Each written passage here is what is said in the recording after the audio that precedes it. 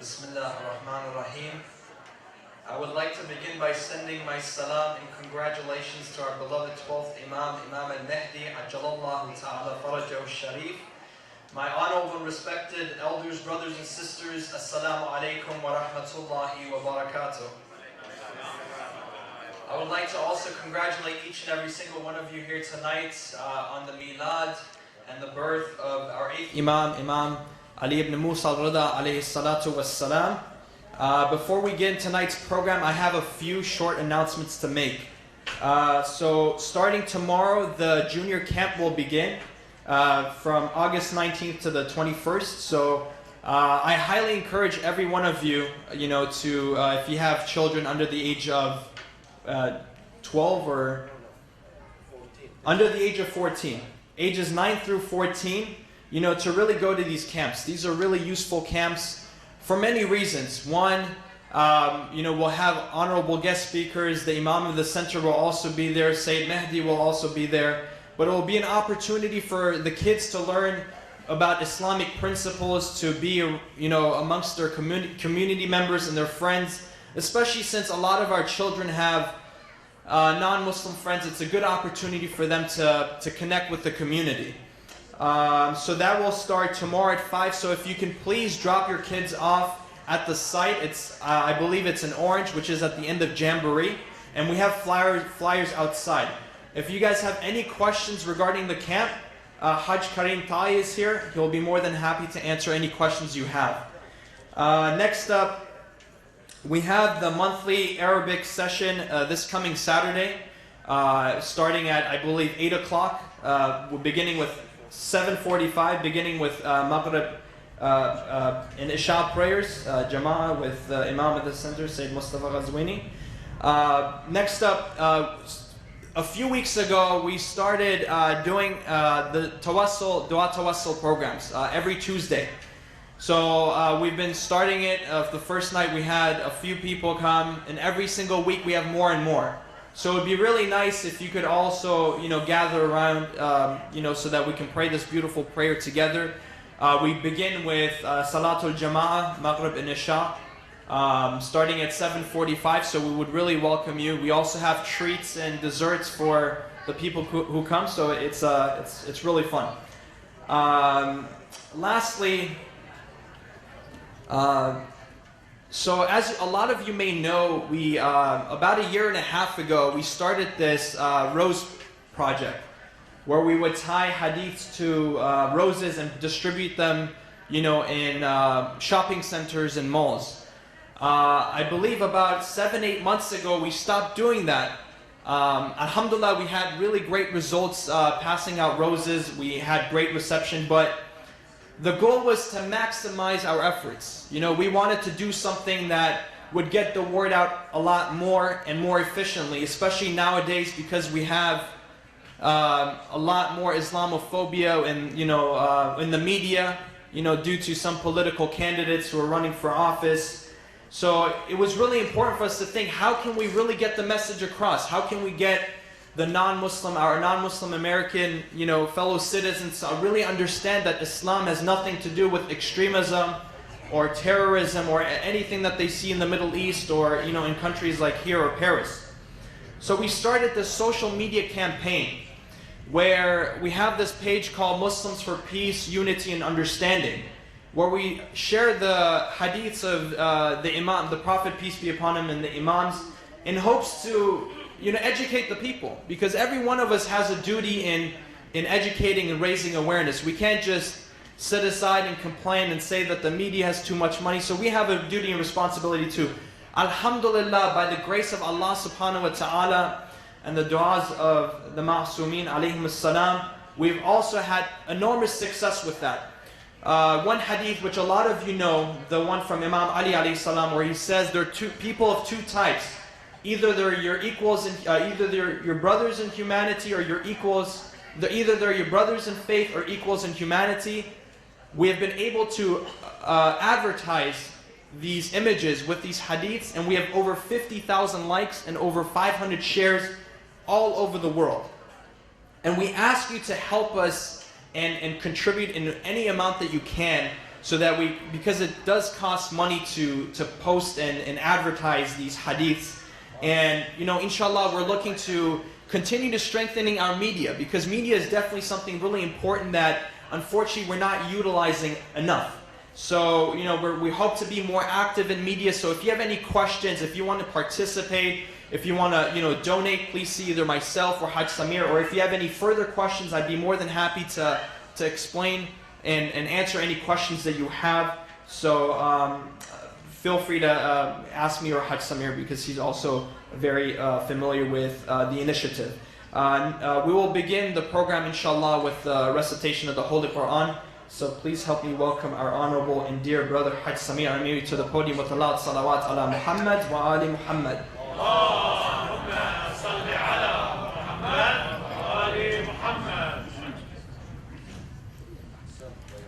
Assalamu alaikum wa rahmatullahi wa barakatuh.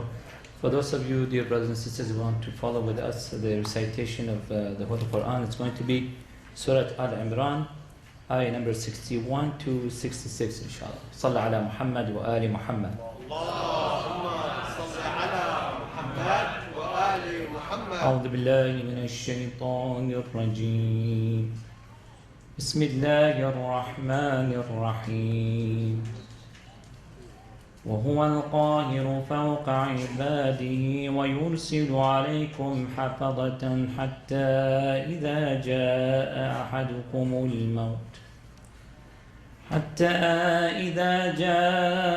أحدكم الموت توفته رسلنا وهم لا يفرطون ثم ردوا إلى الله مولاهم الحق ألا له الحكم وهو أسرع الحاسبين قل من ينجيكم من ظلمات البر والبحر تدعونه تضرعا وخفية لئن أنجانا من هذه لنكونن من الشاكرين قل الله ينجيكم منها ومن كل كرب ثم أنتم تشركون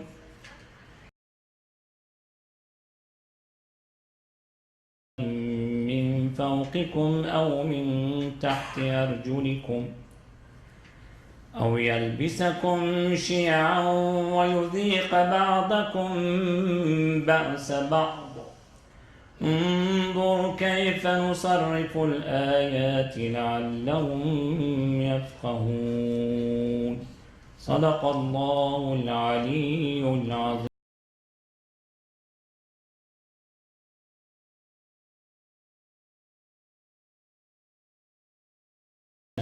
English translation of these beautiful verses. In the name of Allah, the most merciful, the most compassionate. He is irresistible, watching from above over you. At length, when death approaches one of you, our angels take his soul, and they never fail in their duty. Then are men returned unto Allah, their true protector. Surely His is the command, and He is the swiftest in taking account. Say, who is it that deliver you from the dark recesses of land and sea, when you call upon Him in humility and in silent terror? If He only delivers us from these dangers, we vow we shall truly show our gratitude. Say, it is Allah that deliver you from these and all other distresses, and yet you worship false gods. Say, He has power to send calamities on you from above and below, or to cover you with confusion in party strife, giving you a taste of mutual vengeance, each from the other. See how we explain the signs by various symbols that they may understand. Sadaqallahu al-Aliyyul Azim. Please recite salawat. Allahumma salli ala Muhammad wa ali Muhammad. And please join me to invite the Imam to the podium with the loud salawat.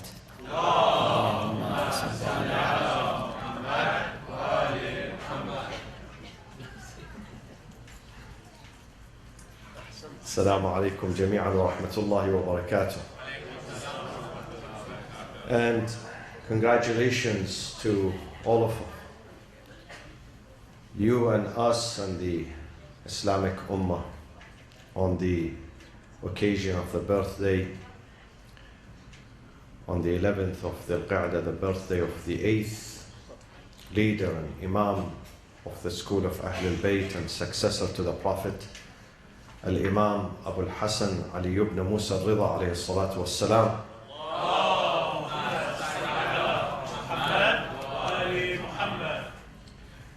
And tonight, inshallah, I'm going to shed some light on some aspects of his life and why he's important to mankind and to the Muslims and non-Muslims. And also I'd like to thank those of you who participated in our 17th annual youth camp, which was a big success this year. We had over 70 participants and we had a variety of programs, spiritual, physical, social, intellectual. I saw tears and I saw laughter and I saw smiles, but no frowning, alhamdulillah.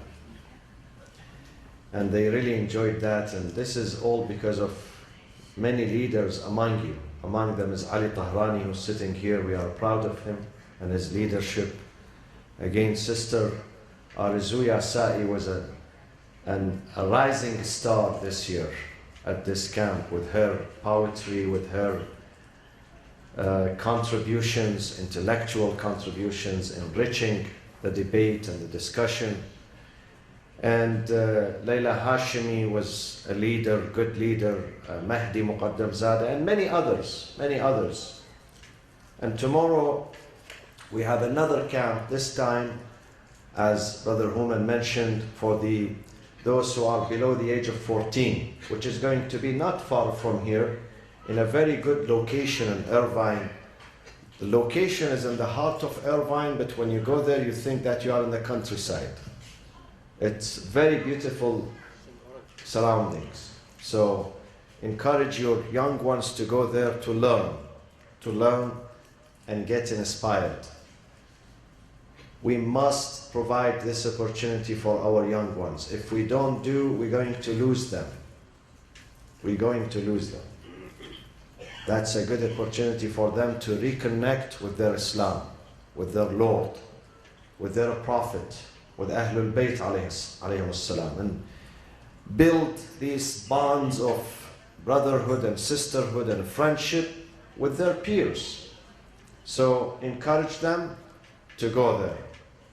And this is the flyer. You can see all the informations here, and I think Hajj Karim al-Ta'i is somewhere here. He's outside and you can register them with him.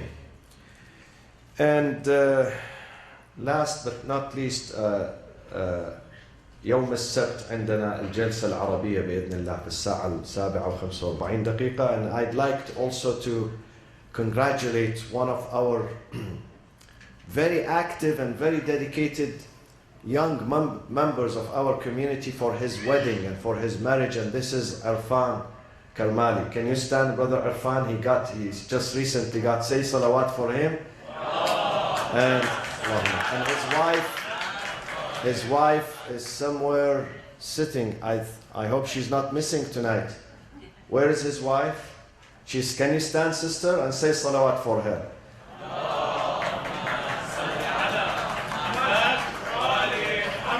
They just came back from their honeymoon. They went to Greece. Beautiful islands in Greece. Next time, let me know about it, please. Yeah. So congratulations, Brother Irfan. Irfan is the secretary at the Shia Muslim Council of Southern California. This council has almost 15 or 16 mosques and Islamic centers in Southern California. They are members of this council, and Irfan is the secretary. Irfan is the one who maintains the website and You know, he does a lot of good things, and thank you, Irfan. Hopefully next year, this time you come, you are not 2, but you will be 3, or maybe 4 too, who knows? Inshallah ta'ala. صلوا على محمد وآل محمد.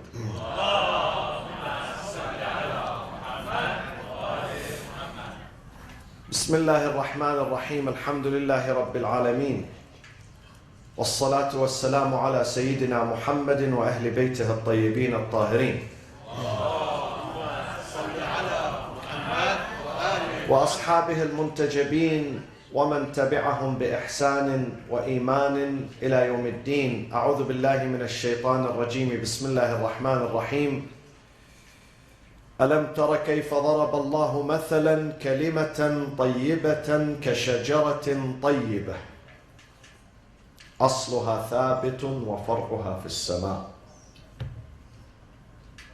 A beautiful word, like a beautiful tree that is deeply rooted in the earth, but the branches, they go up, they reach the heaven.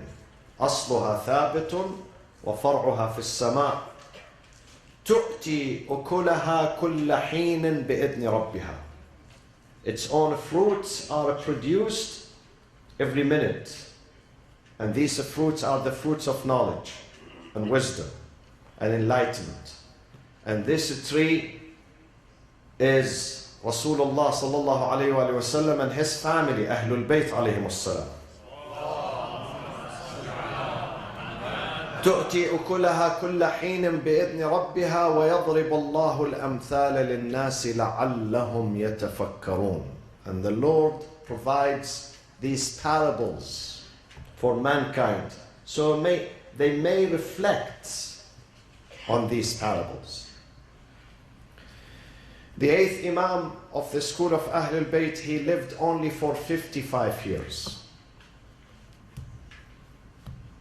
And his imamah lasted for 33 years. And he was born in the same year that his grandfather, Al-Imam Ja'far ibn Muhammad al-Sadiq alayhi salatu wassalam, died. And when he was born in Medina, our Imam, Al-Imam al-Rida alayhi salam, at that time, Islam and the Muslim community was ruled by a dynasty, the dynasty of Al-Abbasiyun, who succeeded Bani Umayyah. And they ruled with iron fists. Their caliphs, they ruled the subjects, the ummah, the people, with dictatorship. Although they claim that they are caliphs and they represent the messenger of Islam. But Islam was missing. The spirit of Islam that is based on the egalitarian spirit, the spirit of equality, the spirit of justice, justice for all, was missing.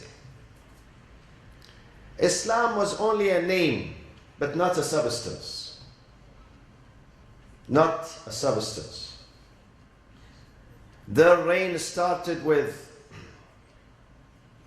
Abu al-Abbas al-Saffah, the first caliph, followed by al-Mansur al-Abbasi, his brother. He came to power, and he had so much hate for Ahlul Bayt alayhim as-salam. He could not tolerate their name, let alone their presence in public. And he led a campaign, very vicious campaign, to eliminate the school of Ahlul Bayt. And unfortunately, he ended up, al-Mansur, murdering the 6th Imam, Al-Imam Ja'far ibn Muhammad al-Sadiq alayhi salatu wassalam, by poison. And he tried to promote other scholars He didn't want the Muslims to learn or get inspired or attracted to the family of the Prophet. Why? What's wrong with the family of the Prophet?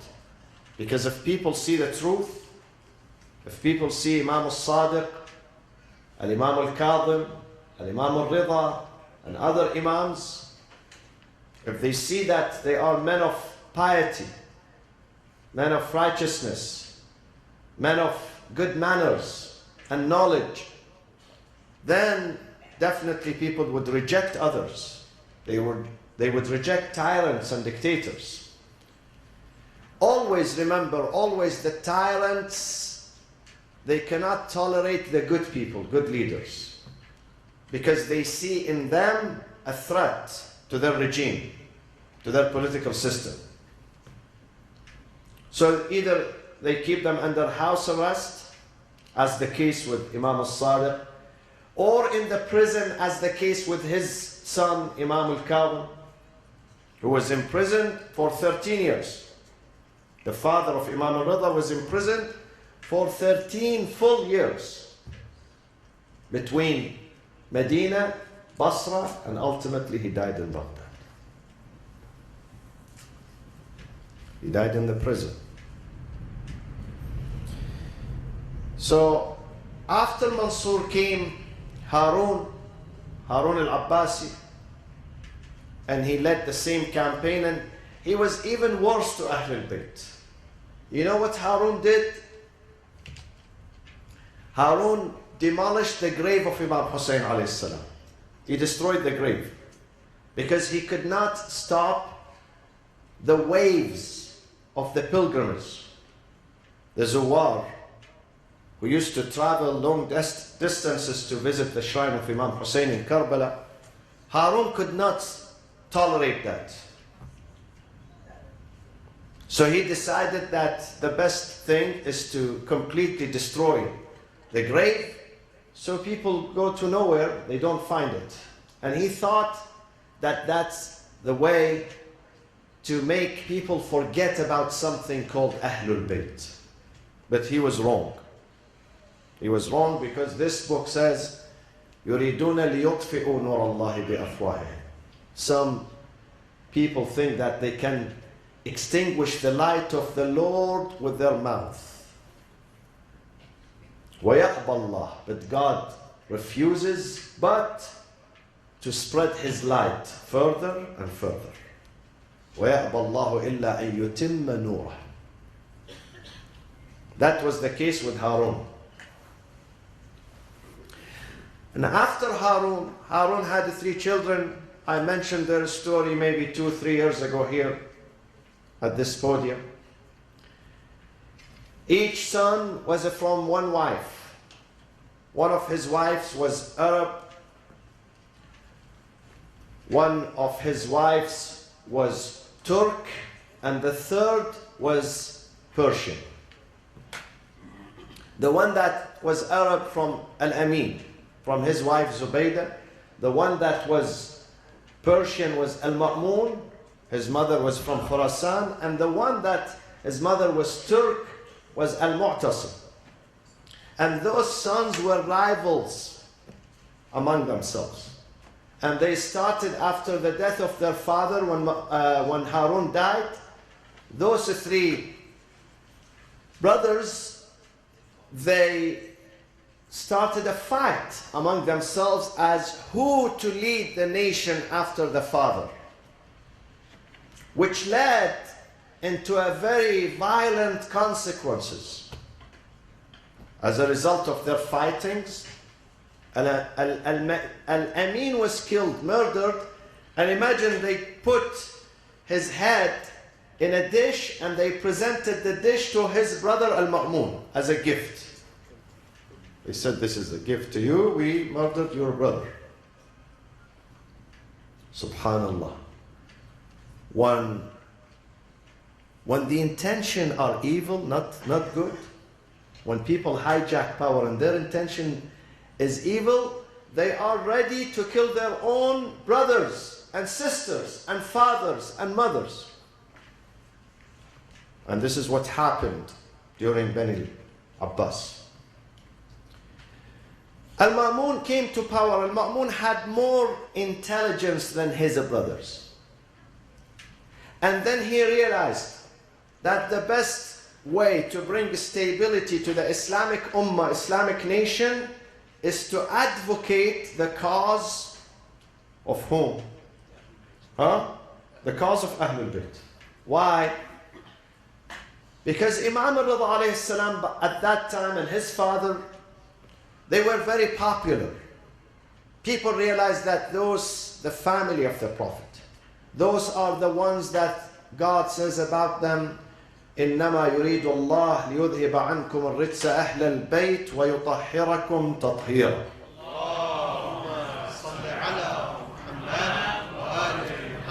And those people are not about power or authority or dominance. The Prophet says something very good about his family. Very good sentence. He says, Ahlul Bayt have nothing with this dunya. Ahlul Bayt have been designed for the akhirah. فَإِنَّهُمْ قَدْ خُلِقُوا لِلْآخِرَةِ. Their intention and their attraction is not this life. They are not enchanted with this life. Some people, they come into this life and they see nothing beyond this life. Allah says about them, وَالَّذِينَ كَفَرُوا يَأْكُلُونَ وَيَتَمَتَّعُونَ كَمَا تَأْكُلُ الْأَنْعَامُ. Those who do not see anything beyond this life, those who do not see are blind about the akhirah. They live a life of animals, the life of cattle, an'am. Bukhur bikhar. This is bukhur bikhar is in the Quran. يأكلون ويتمتعون. It's mentioned in the Quran. The same term, the translation of bukhur and bukhar, it's in the Quran. They live a life of irresponsibility, life of no virtue, no substance, empty, nothing to produce, no help, no contribution, no saving others, no respecting others. All what they care about their material life. This is the life of animals. Ahlul Bayt were exactly opposite to this. Ahlul Bayt came to dedicate every day, every hour of their life to serving others. To serving others. And this is a lesson that we the Shias, we the followers of Ahlul Bayt, we who claim every day that we are Shias. We love Imam al-Rida. We love his father. We love his grandfather. We love their great grandfather Rasulullah sallallahu alayhi wa alihi wa sallam.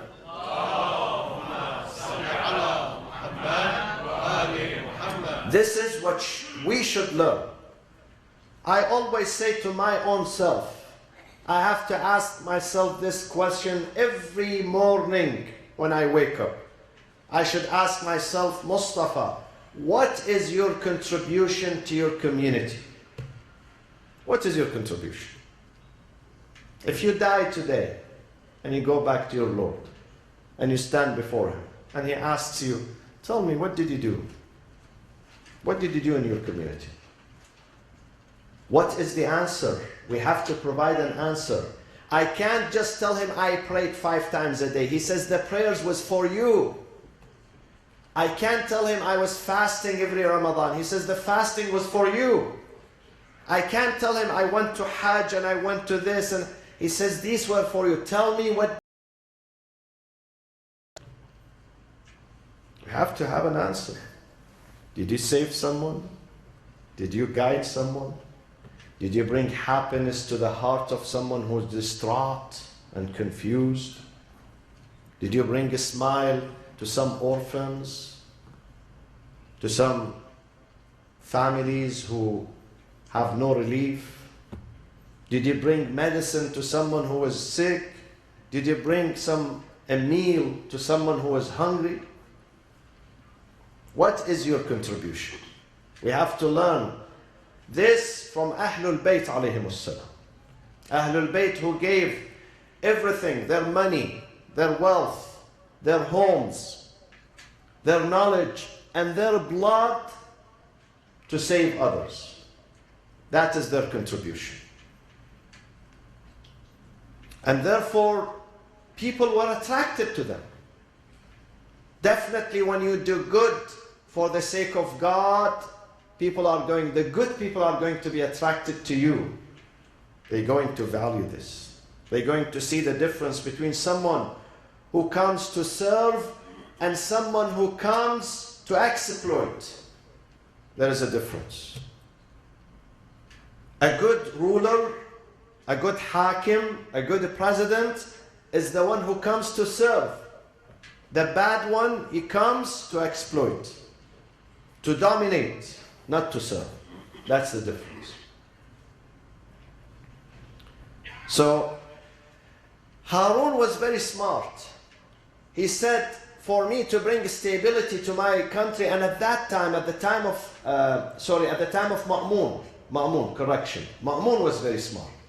Ma'mun realized that we have many revolts, thawra, inqilab, in Yemen, in Basra, in Medina, in Egypt, in other places, against the regime. So the best thing to crush and mitigate these revolutions is to say, listen, we advocate Ahlul Bayt and their rights. So what did he do? He said, let me bring Imam al-Rida all the way from Medina, bring him to Khurasan, to Maru. Maru is the ancient name of today, Mashhad. Mashhad is a new name. This is not an ancient name. Mashhad, the full name of Mashhad is Mashhadul Imam al-Rida. Mashhadul Imam, but the original name, ancient name is Maru. Maru. And the exact area where Imam is buried is Tus.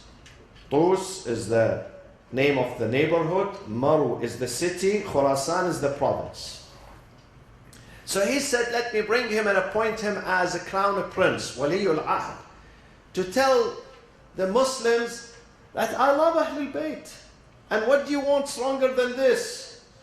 To have Imam al-Rida, the leader of Ahlul Bayt, as my crown prince. But his intentions were evil.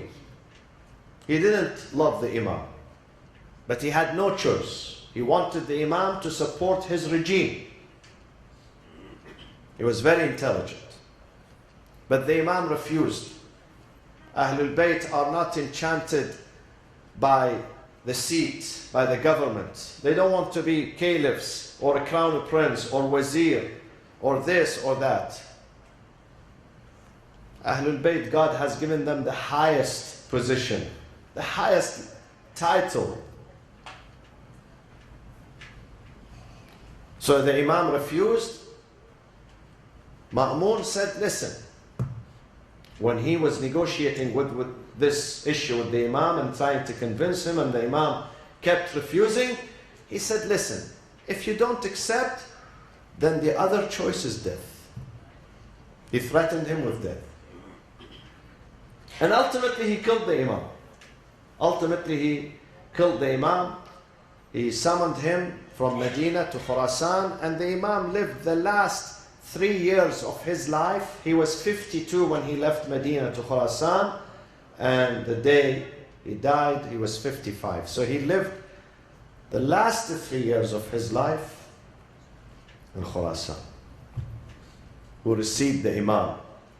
Many of those Khurasanis were the Shi'as and the followers of Ahlul Bayt.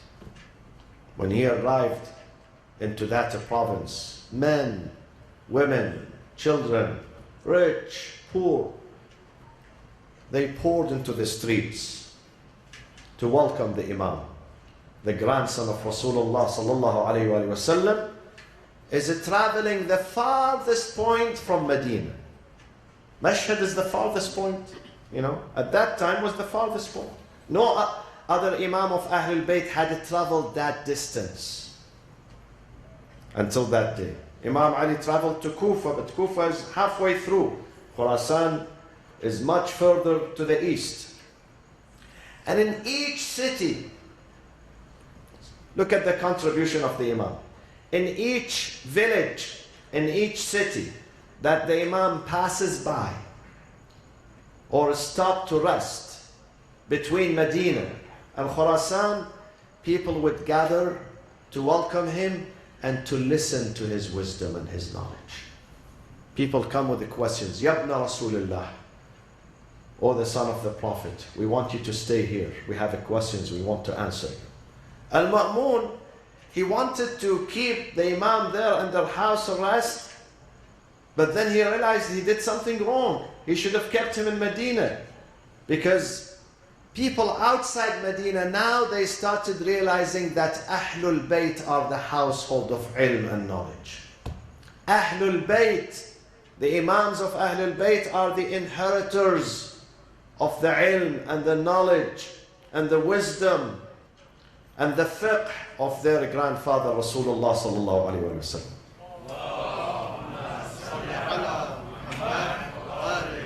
In every village where the Imam stops and his caravan stops, people gather around him and they discover, Allahu Akbar, look at the source of knowledge.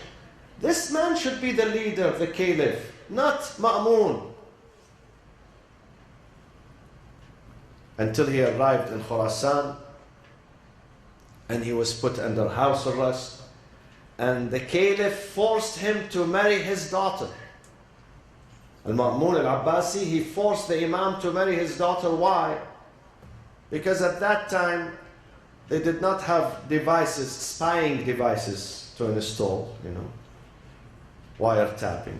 So he had to marry him with one of his daughters, so she would bring the news regularly to her father, to the palace.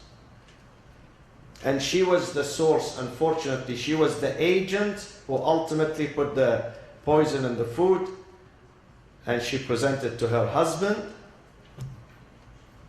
and she kills the Imam alayhi salatu wassalam.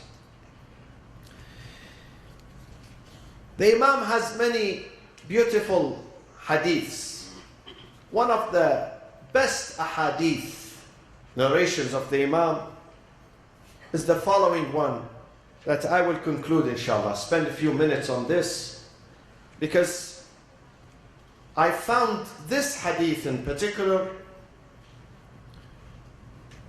is one of the most powerful and one of the most needed guidance that we the Muslims and the followers of Ahlul Bayt need at this time.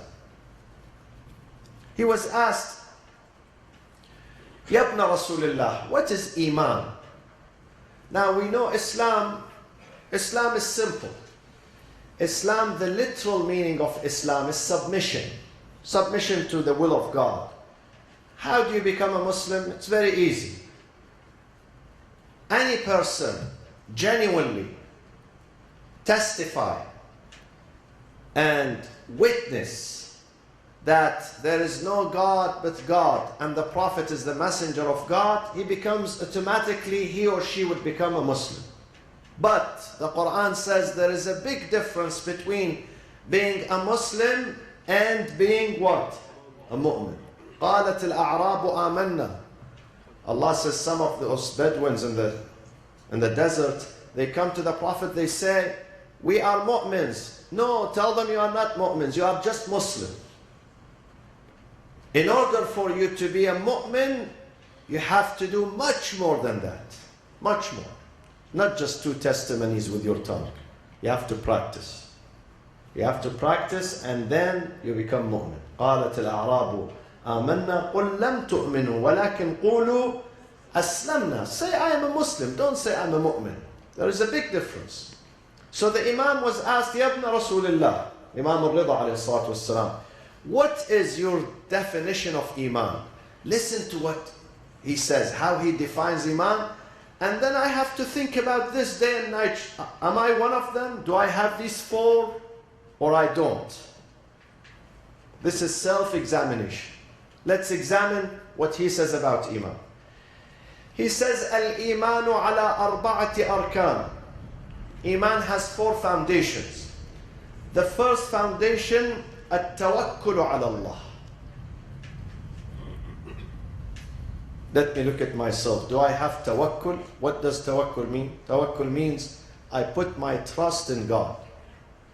Whenever I have a need, whenever I have a problem in my life, whenever I face a challenge in my life, or my life is very easy, comfortable, I have everything, I have to put my trust in God. At-tawakkulu ala Allah. Many of us, we have friends. Some of those friends are influential. Some of you know mayors, governors, sometimes prime ministers, sometimes presidents. And you can pick up the line and call the prime minister and tell him, listen, I have this problem. So you feel inside you, even if you don't call him, you feel that you have someone that you can go to whenever you are in a problem. Whenever your son, your daughter are in a trouble, you can call the mayor and the mayor can rush to your aid. So we can have peace of mind. Yes? You can have peace of mind. Even if you don't call him, even if you don't need him. By knowing that you have his number, his cell phone number in your pocket, and you can call him any minute, you can have peace of mind. He's a mayor. He's a governor.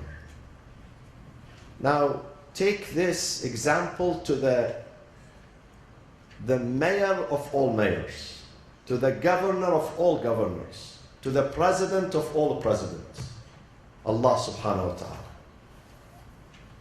Sometimes the mayor cannot help himself. 3 days ago, I was watching the news. We had a friend here in LA, was the sheriff of Los Angeles, Lee Baker. Good man, I met him many times. He helped the Muslims too. Now he's in court. They might sentence him to 20 years behind bar. 20 years. Not 1 or 2 years, 20 years. If you follow his case, because they said he lied under oath. Because he lied under oath, he lied to the FBI. So now they are taking him to court and he might end up 20 years behind. And he's 76 years old now. Okay?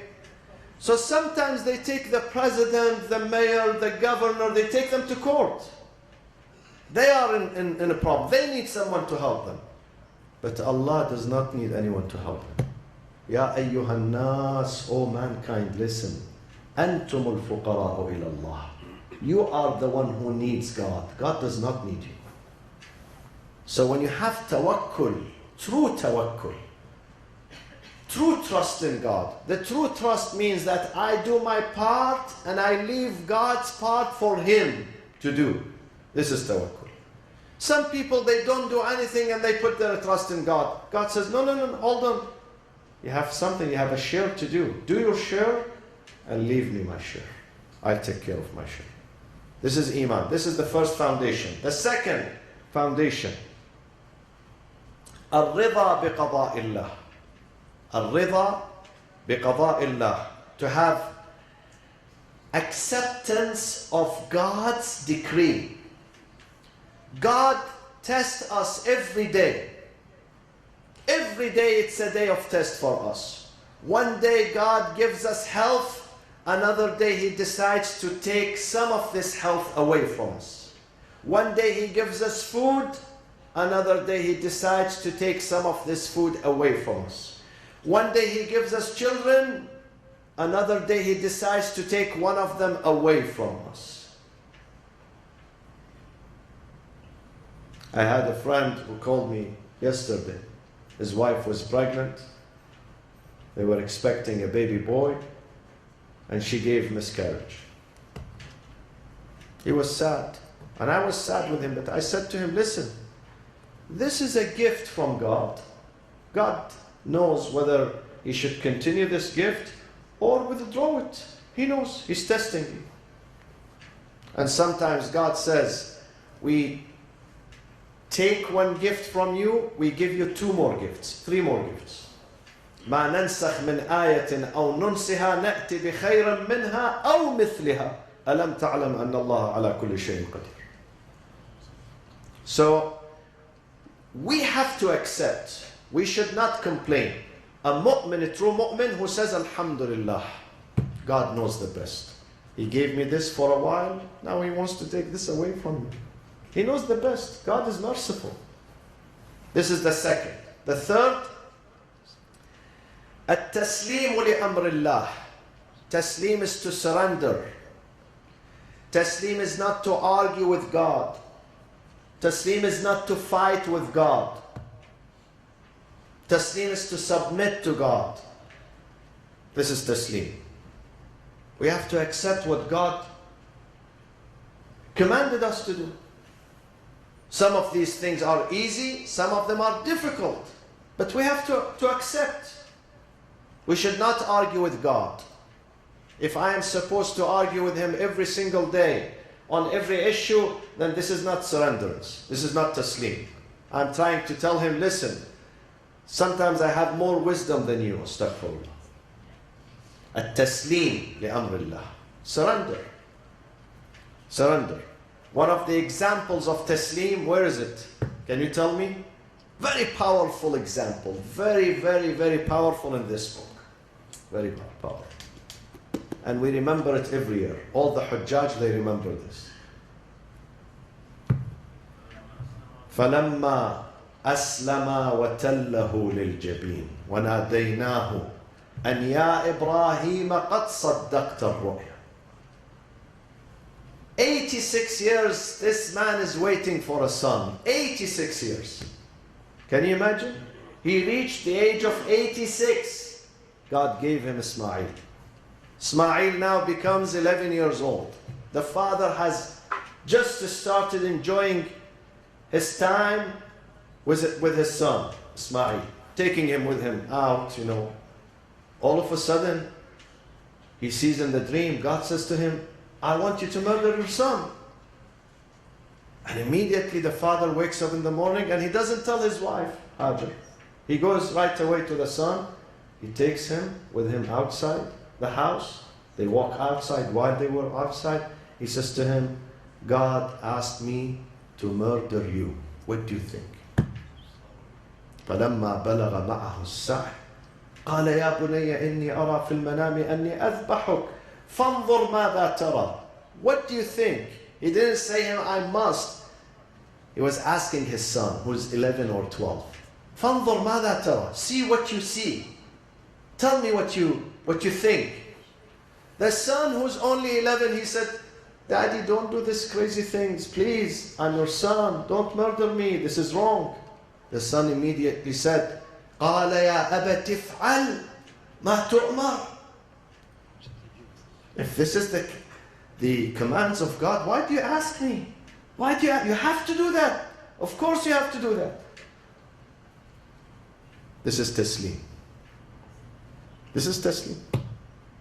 He said to his father, don't ask me. Since God commanded you to murder me, you have to do that. Why? What are you waiting for? This is taslim.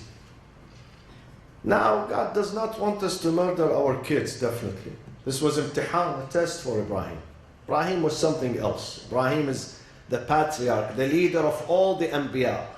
All those Anbiya now are his children, offspring. But God says, sometimes I ask you to do small things for your own self, for your own family. As an example, I want you to have sabr, patience sometimes. Have patience. Don't lose your patience. We have to surrender. That is the third. And the fourth, Imam al-Rida alayhi salatu wasalam says, At-tafweedu ila Allah. What does tafweed mean? Tafweed means turning away our affairs to God. When you have a problem in your life, when you have a case that is unsolvable, Allah says, do your best to solve it. If you could not, then turn the case to me. And this is what the Quran says, وَأُفَوِّضُ أَمْرِي إِلَى اللَّهِ إِنَّ اللَّهَ بَصِيرٌ بِالْعِبَادِ. أُفَوِّض. I do my best to solve it. Okay? When I can't, I reach a point, it's beyond my ability. I say, then this case goes to my Lord. He will take care of it. Turn it to Allah. Sometimes you have a problem with someone. He could be your neighbor. He could be your partner in business. He could be your brother. And they are abusing you. They are usurping your rights, taking your house away from you, taking your haq, your right away from you. And you are struggling and you can't take it back. In that case, say, I delegate this affair to God. وَأُفَوِّضُ أَمْرِي إِلَى اللَّهِ. Allah will defend me. إِنَّ اللَّهَ بَصِيرٌ بِالْعِبَادِ. The answer is, listen to the answer in the Quran. فَوَقَاهُ اللَّهُ سَيِّئَاتْ مَا مَكَرُوا. Allah says, when you delegate your affairs to me, you say, Allah is my attorney, I turn my case to Him, Allah is going to protect you. Waqah from muqaya. Protect you against their guiles. Makr, against their guiles, against their plots. God is going to stand with you. God is going to stand with you. God is going to defend your rights. These are the 4 pillars of faith. Number 1, al-tawakkul ala Allah. Number 2, al-rida biqada illah.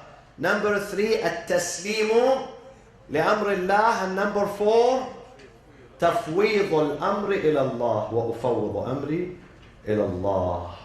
اللهم اغفر للمؤمنين والمؤمنات والمسلمين والمسلمات الأحياء منهم والأموات. ومجتبى تابع اللهم بيننا وبينهم بالخيرات إنك مجيب الدعوات إنك غافر الخطيئات. Tomorrow inshallah Salatul Jumu'ah at 1, yes, 1 inshallah, the khutbah, and we listen to some shi'r and poetry with Brother Hajj Mushtaba inshallah to celebrate the milad of our 8th Imam, Al-Imam Al-Rida alayhi salatu wassalam. Sallu ala Muhammadin wa ali Muhammad.